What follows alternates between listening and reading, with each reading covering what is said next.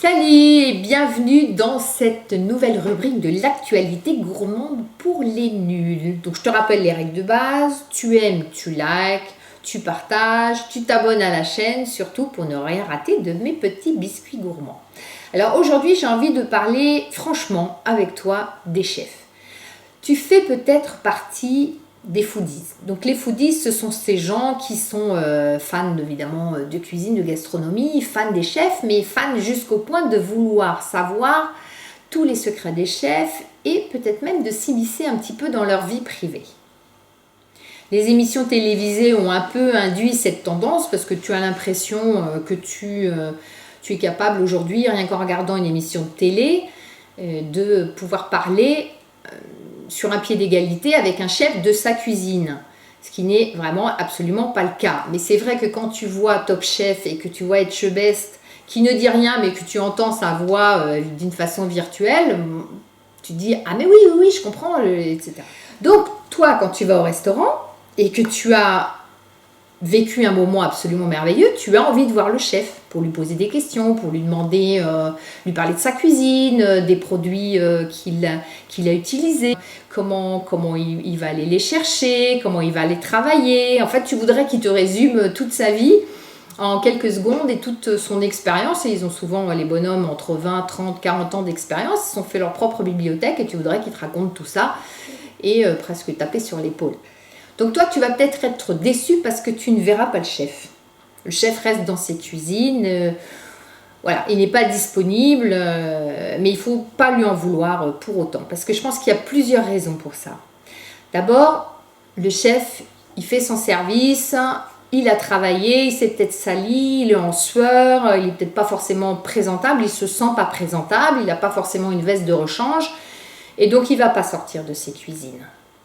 La deuxième raison, c'est que si toi tu es arrivé en début de service et puis que finalement le service s'étale dans la soirée, il doit s'occuper des autres clients pour qu'ils aient une expérience aussi satisfaisante que la tienne. Donc il n'a pas forcément le temps de sortir de ses cuisines.